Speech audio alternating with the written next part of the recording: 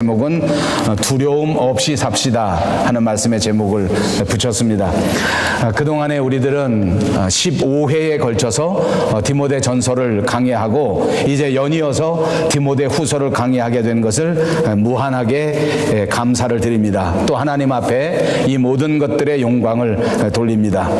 디모데 전후서 우리가 강의하고 있는 이 성경책은 이미 말씀드린 것처럼 사도 바울이 믿음의 아들이 되는 디모데에게 쓴 편지입니다. 그리고 특별히 에베소 교회에 목회를 맡기면서 이 목회에 필요한 여러 가지 꼭 필요한 말씀들을 전해주는 그런 말씀, 그런 성경책입니다. 그래서 우리는 이 성경책을 목회서신이라고 그렇게 부르기도 합니다.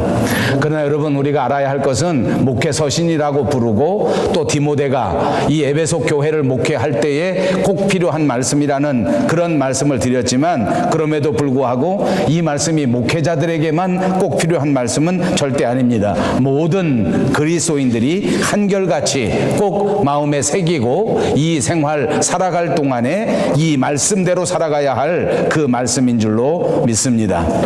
오늘 이 말씀은 사도 바울이 로마의 감옥에 갇혀 있으면서 쓴 편지입니다. 순서는 아직도 디도서가 남아있고 다른 성경책들이 조금 있지만 이 순서와 관계없이 이 사도 바울이 마지막으로 감옥에서 쓴 편지가 바로 이제부터 강의하게 될 디모데 후서라 그 말입니다. 바울은 이제 자기 스스로가 이 세상에서 살아갈 날이 얼마 남지 않았다고 하는 것을 알게 되었습니다. 스스로 자기의 인생을 바라보고 스스로 자기의 삶을 내다보면서 마음속에 믿음의 아들이라고 생각하는 그런 젊은 목회자 디모데에게 이제부터 사명의 횃불, 믿음의 횃불을 넘겨주는 비장한 시점에서 쓴 책이라 그 말씀입니다. 그러므로 이제까지 주신 이 사도 바울의 말씀도 마음에 새기고 신비에 새기고 꼭 간직해야 할 말씀이 분명합니다만, 특별히 이 디모데 후서에 준 이 말씀이야말로 마음속에 깊이 새기고 디모데가 목회하는 동안, 디모데가 신앙생활하는 동안 가장 소중하게 간직하여야 할 귀한 말씀입니다. 디모데 편에서 볼 때에도 똑같습니다. 이제 새로운 사명감 가운데에 이제부터 스승님에게로부터 이 복음의 횃불, 이 사명의 횃불을 넘겨받고 이제부터는 자기가 더더욱 열심히 이 사명을 감당해야 되기 때문에 그 사명감이 훨씬 더 중하고 그 책임감이 훨씬 더 중차대한 시점이었습니다. 그러므로 그는 마음속에 거룩한 부담감을 가지고 이 귀한 사명을 어떻게 감당할 것인가 하는 것을 다시 한번 깊이 생각할 수 있는 시점이 된 것입니다.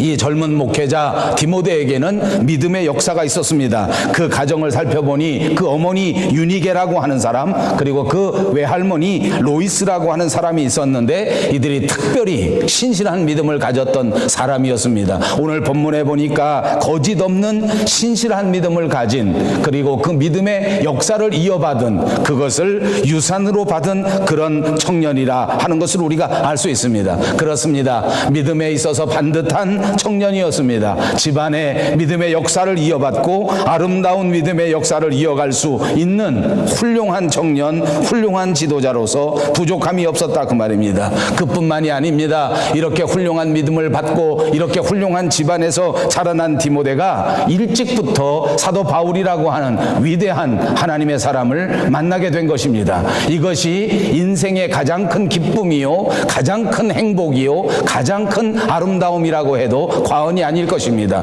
좋은 교회를 만난 것입니다. 좋은 선생님을 만난 것입니다. 좋은 목회자를 만난 것입니다. 그것 때문에 그는 아름다운 신앙의 영향을 받을 수 있었고 그의 목회 생활에 그야말로 큰 족적을 남길 수 있는 그런 큰 영향을 사도 바울에게서부터 배우고 받게 된 것입니다. 사도 바울도 이 디모데를 그냥 한 사람으로 생각하지 않았습니다. 얼마나 아끼고 얼마나 사랑했던지 성경 이곳저곳에서 그를 마치 아들같이 여겼고 친아들같이 생각했다는 것을 기록하고 있습니다. 이렇게 서로 사랑하면서, 이렇게 서로 섬기면서, 이렇게 서로 위하면서 아름다운 하나님의 사역을 위하여 힘썼던 그런 사도 바울, 그런 디모데의 이야기가 오늘 우리가 강의하기 시작하는 디모데 후서입니다. 이제 사도 바울의 손에 들려있던 이 위대한 하나님의 나라의 사명이 이제는 젊은 목회자 디모데에게 넘겨지게 된 것입니다. 이제는 뜨거운 복음의 횃불이 이 사도 바울의 손에서 이 디모데의 손으로 옮겨지게 된 것입니다. 여러분, 제가 말씀드린 것처럼 디모데는 이렇게 아름다운 믿음의 역사를 가졌고 또 귀한 자질을 가졌고 또 이렇게 좋은 교육을 받은 사람이 분명합니다. 그렇다고 해서 이 디모데가 완전한 사람은 아닙니다. 인간적인 측면에서 볼 때에 디모데에게 약점이 있었다 그 말입니다. 약점이 한두 가지가 아닙니다. 우선 우리가 생각해 볼 수 있는 약점이 있습니다. 성경을 살펴보고 성경을 학문적으로 추적해 볼 때에 이 디모데라고 하는 사람을 연구해 보니 이 사람이 이 에베소 교회에서 목회를 할 때에 아주 젊은 청년 목회자였습니다. 아주 젊었다. 획기적으로 젊은 사람입니다. 물론 지금 와서 디모데가 정확하게 몇 살이었는지는 알 길이 없습니다. 그럼에도 불구하고 그분이 아주 젊은 나이에 목회를 시작했다고 하는 것은 여기저기서 기록하고 있습니다.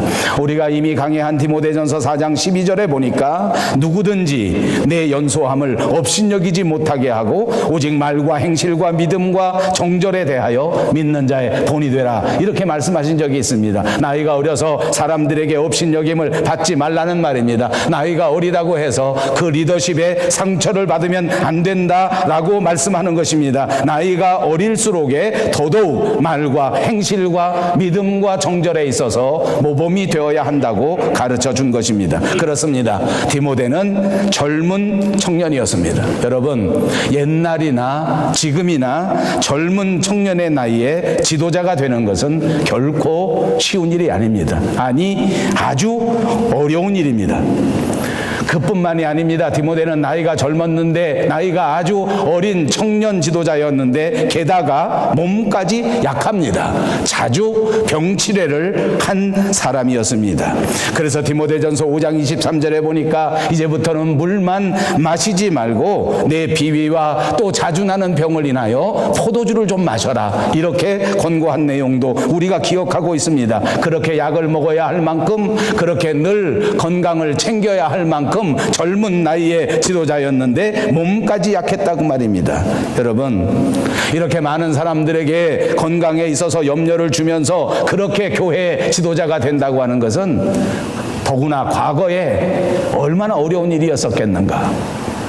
저도 목회를 해봅니다. 그런데 목회하면서 목사가 몸이 건강하지 못하면 정말 치명적인 약점이 됩니다. 저도 오늘 아침에 몸 컨디션이 좋지 않습니다. 하루 종일 무언가 눌리는 것 같고 몹시 피곤하고 목소리도 잘 나오지 않습니다. 그래서 올 때 내내 긴장하면서 왔습니다. 그래 제가 지금 진땀이 막 몹시 납니다. 그래도 다행한 것은 목소리가 이만큼 나오게 된 것이 얼마나 감사한지 모릅니다. 만약 제가 목소리도 나오지 않고 막 이렇게 하면 아마 여러분들이 굉장히 염려할 것이라고 생각합니다. 저는 분명히 그렇게 믿습니다. 아, 우리 목사님 어떡하나. 근데 그것이 한 주가 되고 두 주가 되고 세 주가 되고 한 달이 되고 두 달이 되면 아마 염려해 주는 것이 지나쳐서 야, 빨리 우리 목사님, 다음 목사님을 구해야 되겠다. 아바지. 여러분, 디모데는 젊은 나이에 몸까지 약한 상황에서 이렇게 지도자의 직분을 감당해야 했습니다. 이것뿐만인 줄 압니까? 성경의 기록을 들여다보니까 디모데는 그 성격에 결정적인 결함을 가지고 있습니다. 좋게 말해서 내성적이고 좋게 말해서 수줍음이 많은 사람입니다.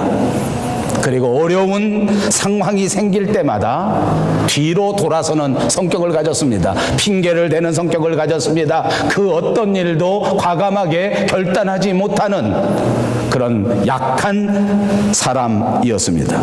여러분, 수줍은 거, 좋게 말해서 수줍어하는 거, 좋게 말해서 내성적인 거, 이것은 지도자가 되는데 또 치명적인 약점입니다. 더구나 교회의 목회 지도자에게는 아마도 결정적인 약점 가운데 하나일 것입니다. 디모데는 그랬습니다. 그 성격이 내성적이라 그 성격이 너무 유약해서 앞으로 나가지 못하고 과단성 있게 일을 처리하지 못하는 그런 청년이었단 말입니다. 오늘 본문 말씀에 그러면서 이 사도 바울이 이런 청년, 마음이 약하고 유약한 청년에게 주신 말씀, 그것이 오늘 말씀의 제목 7절에 있는 것입니다. 하나님께서 우리에게 주신 마음은 두려워하는 마음이 아니라 두려워하지 않는 마음으로 이 사명을 감당해야 한다고 권면하는 줄로 믿습니다. 사랑하는 여러분, 오늘 예배하는 저와 여러분의 마음 속에도 디모데처럼 두려워하지 않는 하나님의 위로의 말씀이 그대로 우리 마음속에 이루어지는 역사가 있으시기를 주님의 이름으로 축복합니다. 하나님이 우리에게 기대하시는 것은 두려워하는 마음이 아닙니다. 하나님이 우리에게 기대하시는 것은 더더욱 주의 말씀을 붙들고 믿음 안에서 담대하게 용기 있게 이 모든 사명을 감당하는 것을 원하신다는 것을 꼭 믿으시기를 바랍니다.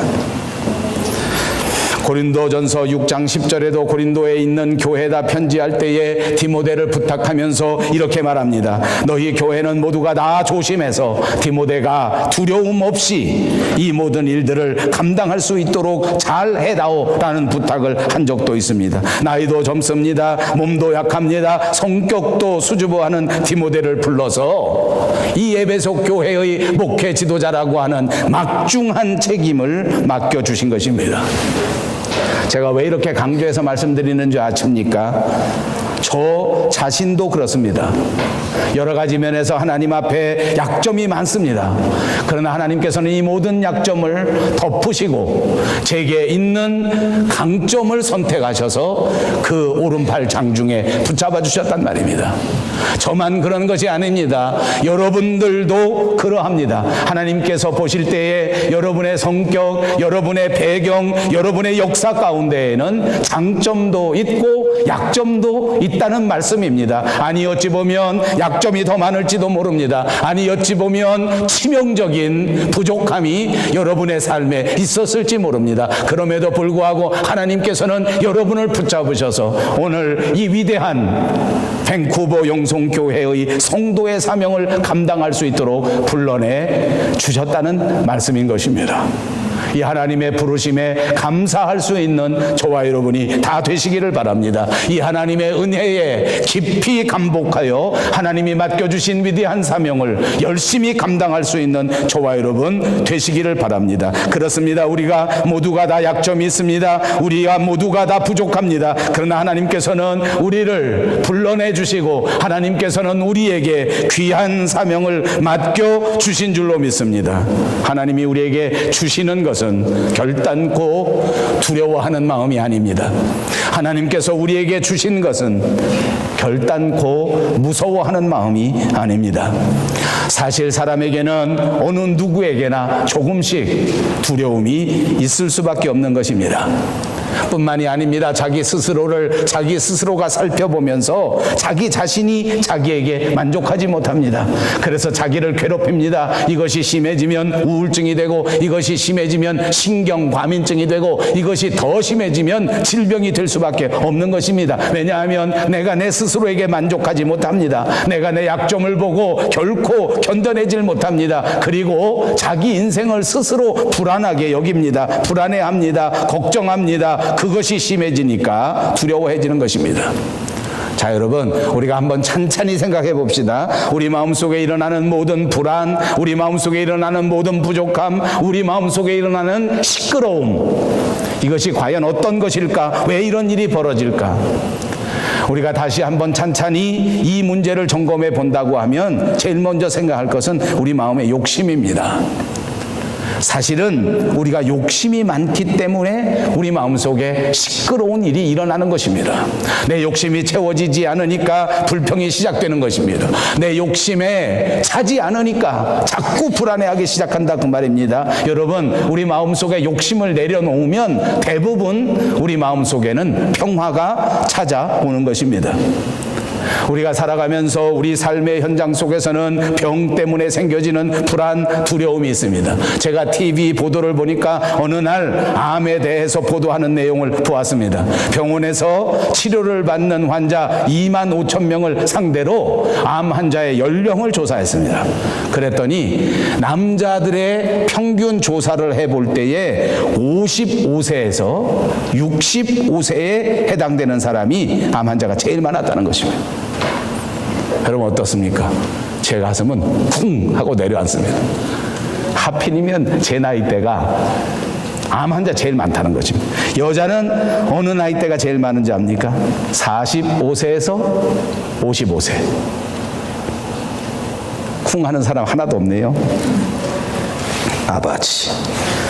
그러니까 대부분 대한민국의 사람 중에 남자 55세, 66세 되는 사람, 여자 45세, 55세 되는 사람은 몸만 조금만 이상해도 그만 걱정이 몰려옵니다. 이거 내가 무슨 암이 아닌가? 이거 내가 무슨 심각한 질병이 아닌가? 그러면서 무서워하는 거예요. 거기다 더 심해지면 어떤 사람은 조금 이상이 생기고 몸이 아파도 병원에 가지 않습니다. 왜냐하면 병원 가면 아프다고 진단해 줄까 봐 그게 무서워서 못 가는 것입니다. 우리 마음속에 이 질병 때문에 생겨지는 불안, 두려움, 이게 얼마나 많은지 모른다 그 말입니다. 또 우리 마음속에 갈등이 있으면 이것이 우리의 마음의 평화를 파괴합니다.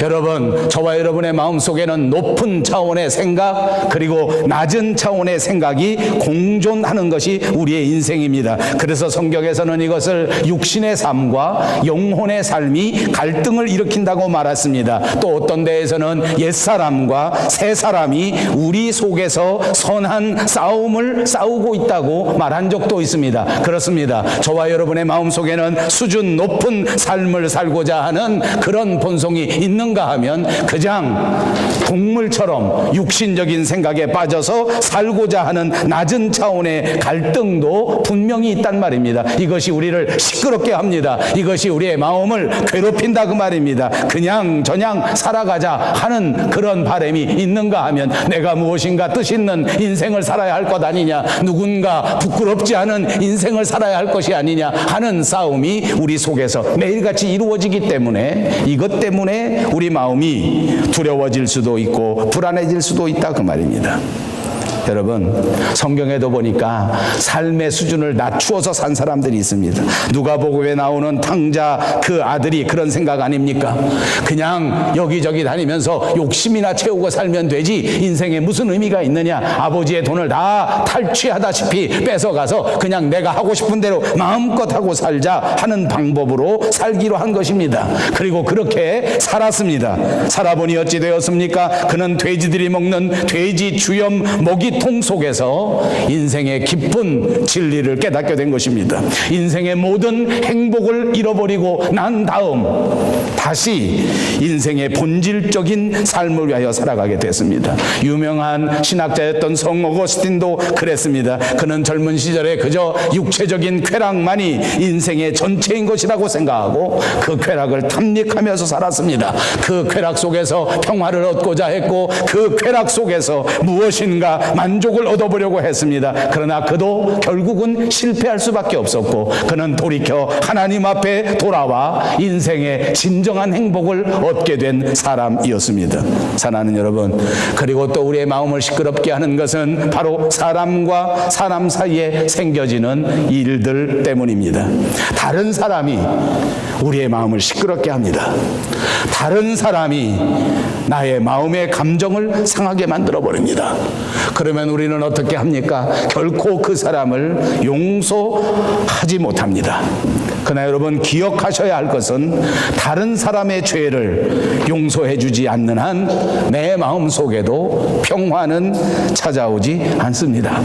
주님이 우리에게 가르쳐 주신 주님의 기도문을 보십시오. 우리가 우리에게 죄 지은 자를 사하여 준 것 같이 우리 죄를 사하여 주옵소서. 내가 나의 죄를 사함 받기 위하여 내가 먼저 남의 죄를 용서할 수 있어야 된다 그 말입니다. 이렇게 하지 못하면 계속 계속해서 우리의 마음에 평화는 찾아오지 않습니다. 사도 바울도 빌립보서 4장 5절에 이렇게 말합니다. 너희 관용을 모든 사람들에게 알게 하라. 주께서 가까우시니라. 그리하면 모든 지각에 뛰어난 하나님의 평강이 그리스도 예수 안에서 너의 마음과 생각을 지키시리라. 아멘. 그렇습니다. 우리의 모든 관용을 사람들에게 알게 하라. 우리의 모든 마음을 용서하면서 살아라. 이제 주님이 오실 날이 얼마 되지 않았으므로 집착하지 마라. 모든 것을 내려놓고 용서하고 뜨겁게 이해하고 서로 섬기고 사랑하면서 살면 거룩하신 하나님의 평강이 우리의 마음을 주장해주고 우리의 생각도 주장해주고 우리의 삶도 주장해준다고 말씀한 것입니다. 사랑하는 여러분, 서로 이해하면서 사십시다. 서로 용서하면서 삽시다. 이것이 하나님의 말씀인 줄로 믿습니다. 그리고 마음에 걱정이 많으면 또 이것도 두려움이 생기는 원인입니다. 걱정과 염려 때문에 우리는 두려움 속에 빠져들어가게 되는 것입니다. 염려가 많은 사람은 결코 건강하게 살 수가 없습니다. 염려 때문에 질병이 초래된다 그 말입니다. 왜 염려하게 되는 것입니까? 왜 우리가 이렇게 염려합니까? 여러 가지 원인이 있을 수 있습니다. 그런데 쉽게 말하면 우리가 환경을 받아들이지 못하기 때문에 염려하는 것입니다. 우리가 살아가는데 우리 주변에 있는 모든 삶의 처지를, 모든 삶의 환경을 내가 받아들이고 이해하지 못하기 때문에 염려하고 걱정한다 그 말입니다. 그러나 여러분, 살아보십시오. 내 인생 가운데 아주 중요한 것들은 내 마음대로 할 수 있는 게 잘 없습니다. 사실은 원래부터 내 마음대로 할 수 있는 게 아닙니다. 원래부터 환경 가운데에 많은 부분이, 또 중요한 부분이 하나님께서 주권적으로 역사하시는 것이지 내가 어떻게 할 수 있는 일이 아니라고 말이에요. 내가 할 수 있는 일이 아닌데도 불구하고 환경 때문에 내가 상처를 받습니다. 여러분, 예를 들어 볼까요? 날씨 때문에 상처받는 사람이 많습니다. 오늘 나오는데 제가 몸 컨디션이 좋지 않아서 그런지는 몰라도 저희 집을 비롯해서 교회까지 오는 길에 이제 밴쿠버에 겨울이 왔구나. 단풍이 그렇게 아름답더니 벌써 비 오는 데에 이렇게 비도 많이 오지 않는데 단풍이 다 떨어져 버리고 이제 앙상한 가지가 시작됩니다. 아직 비는 내리지 않습니다. 그러나 아마 이제부터 계속해서 몇 달 동안 비가 올 것입니다. 왜냐하면 우리가 사는 이 밴쿠버가 레인쿠버라고 하는 별명을 가졌기 때문입니다. 여러분 생각해 봅시다. 만약 이 밴쿠버에 살면서 나는 비가 죽어도 싫다 라고 불평한다면 어찌 되겠습니까? 여러분, 비 좋아하십니까? 저도 비가 싫습니다. 맑은 날이 오면 얼마나 좋은지 모릅니다. 그러나 그럼에도 불구하고 밴쿠버에 살으려면 비와 친해져야 합니다. 특별히 겨울에는 다른 방법이 없습니다.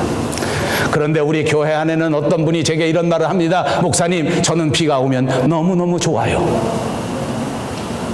제가 오늘 설교를 준비하면서 생각해 봤어요. 그분은 얼마나 좋을까? 이제 그분이 좋아하는 계절이 다가오니 나는 이제부터 넉 달 동안 죽었다. 여러분, 이 인생을 놓고 보십시오. 이 인생의 질이 얼마나 다르냐 이게.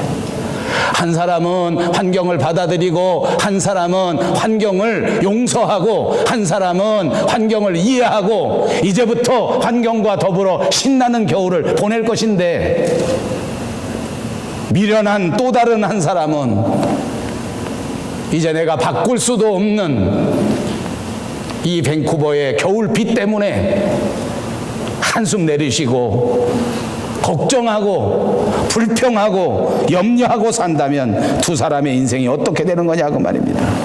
여러분, 하나님이 만들어주신 삶의 환경을 받아들일 수 있는 그런 자세, 그런 준비가 저와 여러분에게 있으시기를 바랍니다. 또 어떤 사람은 자기 능력의 한계 때문에 걱정합니다. 여러분 명심하십시오. 하나님은 우리를 평등하게 만드셨습니다. 그렇다고 해서 모든 사람들이 다 똑같은 능력을 가진 것은 아닙니다. 그러니까 착각하지 마십시오. 다른 사람이 잘한다고 해서 나도 잘하는 것이 아닙니다. 오늘 제가 너무 심각하게 설교하는 것 같아서 웃자고 하는 소리니까 이해하고 들으십시오. 저는 목사가 되고 계속해서 가르치는 일에 종사해 왔습니다. 그러니까 늘 목사님들을 가르칩니다. 늘 전도사님들을 가르쳤습니다. 그러면 그분들이 제게 그렇게 말합니다. 목사님은 어떻게 그렇게 설교를 잘하십니까? 이럴 때는 아멘 하는 거라니까. 아멘, 할렐루야. 조지사님밖에 없어. 저런 분이 왜 여태까지 내일 장로님 되셔야 돼? 맞지. 왜 이렇게 설교를 잘하는 걸까? 왜 난 설교를 못하는 걸까? 제가 보니까 설교는 다 똑같아. 어떤 분이 또 그러더라고요. 뭐 교회 가면 목사님 설교는 다 똑같아. 웃기고 있어. 어떻게 다 똑같아요? 절대 똑같지 않습니다. 다 다릅니다. 글을 써놔 보세요. 글도 다 다릅니다. 똑같을 수가 없어요. 문제는 뭐냐? 다 잘할 수 없다는 거예요. 다른 사람이 잘한다고 내가 불평불만 똑같이 할 수 있는 게 아니에요. 그런데 분명한 것은 하나님이 분명히 어느 한 사람에게는 다른 사람보다 잘할 수 있는 것들을 꼭 주셨다 그 말입니다. 여러분 이거 믿습니까? 여러분 한 사람에게 하나님 나라에서 제일 잘할 수 있는 것을 하나님이 여러분에게 주신 줄로 믿습니다.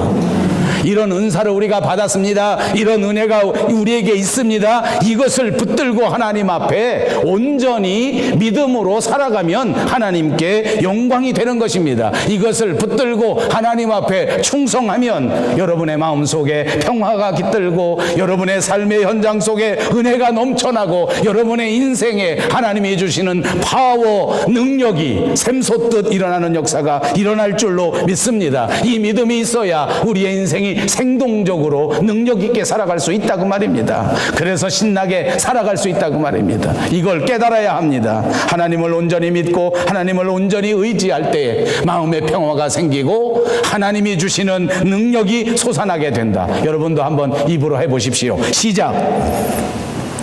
다 잊어버렸지요. 하나님을 온전히 믿고 의지하는 사람은 마음의 평화가 깃들고 삶의 능력이 샘솟듯이 솟아난다. 시작. 오늘 설교 안 끝나 이거. 설교 못 끝나 이거.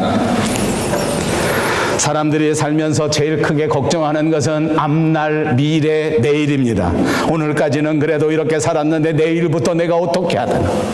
지금까지는 그럭저럭 내가 참고 여기까지 살아왔는데 이제 앞으로는 도대체 어떻게 살아갈 것인가. 이 걱정과 이 염려와 근심이 없는 사람은 한 사람도 없습니다. 그러나 이것도 이렇게 한번 생각해 봅시다. 사실은 우리가 내일 어떻게 될까, 모레 어떻게 될까, 내년에 어떻게 될까 하는 모든 근심 가운데 대부분은 있지도 않을 것입니다. 대부분은 생겨지지도 않을 것입니다. 요즘 밴쿠버에 살다 보니까 지진 때문에 벌벌 떠는 사람이 얼마나 많은지 몰라. 왜냐하면 우리 조국에서 지진 하니까 우리도 지진 생기면 어떡하나. 밤마다 자면서 지진을 생각하니까 당연히 꿈속에서도 지진이 벌어집니다. 자꾸 깨가지고도 얘기합니다. 아이고 어제 꿈에 왔는데 지진이 몰려오는데 어떻게 하면 좋지. 지진이 왔을 때 어떻게 대피할까 하고 미리 연구하고 미리 준비하는 것은 아주 훌륭한 일입니다. 그러나 제가 확실하게 말씀드리는데 저와 여러분이 살아가는 일생 가운데에는 지진 때문에 무슨 일 벌어질 일 없을 것 같아요. 얼마 안 남았어요. 그럼 얼마 남았다고 생각합니까? 여기 아마 50년 남은 사람이 있을 것 같아요. 100년 남은 사람이 있을까요? 오늘 새로운 우리 새 생명 100년 남았을 것 같아요. 지금 주일학교 갔으니까 없고 나머지는 다 틀렸어요. 100년 동안에 지진 때문에 죽을 일 없어요. 죽으면 억울해하지 마세요. 죽으면 나한테 찾아오세요. 내가 다 살려줄 테니까. 아버지 나 없을 거니까. 사실 미래 때문에 걱정, 염려 없는 사람 있습니까?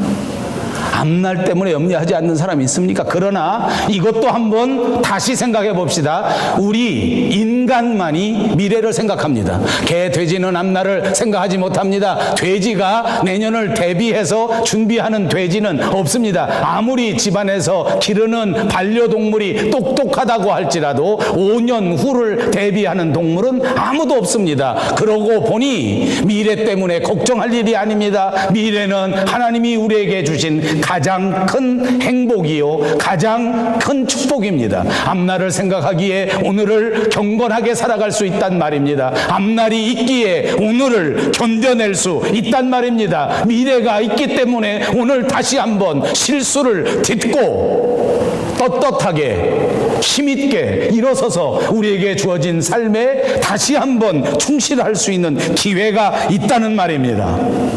미래는 걱정할 것이 아닙니다. 미래는 우리를 밝게 하는 소망이라고 하는 사실을 잊지 마시기를 바랍니다. 미래는 결단코 우리가 염려하고 걱정할 것이 아니라 미래는 하나님께서 우리에게만 주신 특권이요, 은혜인 것입니다. 그러므로 앞날이 특권이라는 것을 생각하십시오. 이제 미래에는 하나님이 인정하실 만한 아름다운 사람이 될 수 있다는 이 엄청난 특권을 붙들고 오늘을 견디고 오늘을 이기게 하고 오늘을 승리하는 저와 여러분 꼭 되시기를 바랍니다. 하나님이 우리에게 주신 것은 두려움이 아니란 말입니다. 하나님이 우리에게 주신 것은 오직 능력과 사랑과 근신하는 마음입니다.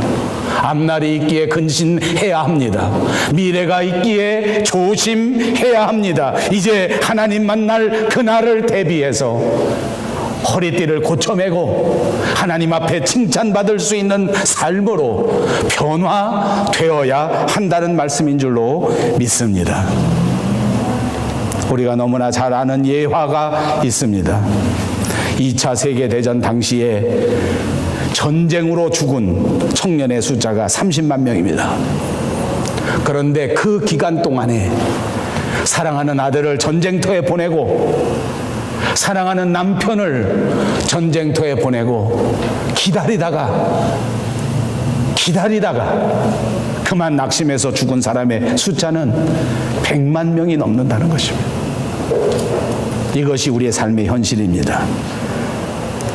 적의 총탄에 맞아 죽은 사람보다 두려움의 총탄에 맞아 죽은 사람의 숫자가 훨씬 더 많았단 말입니다.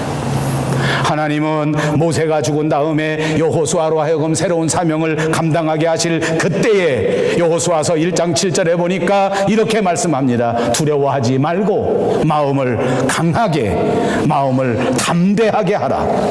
하나님의 일꾼이 강하지 아니하면, 하나님의 일꾼이 담대하지 아니하면 우리의 일생을 성공적으로 살아낼 수 없기 때문입니다. 마귀는 언제나 우리에게 두려운 마음을 줍니다. 마귀는 언제나 우리에게 근심하는 마음을 줍니다. 마귀는 언제나 우리에게 불안한 마음을 주는 것입니다. 이것은 하나님이 주시는 마음이 아닙니다. 하나님은 우리에게 오직 능력과 사랑과 근신하는 마음을 주신다는 사실을 믿으시기를 바랍니다. 그리고 다시 한번 담대하게 일어나 우리에게 주어진 우리의 인생을 성공적으로 살아낼 수 있는 우리 성도님들이 꼭 되시기를 바랍니다. 어떻게 두려워하지 않는 그런 마음으로 하루를 살아갈 수 있겠습니까?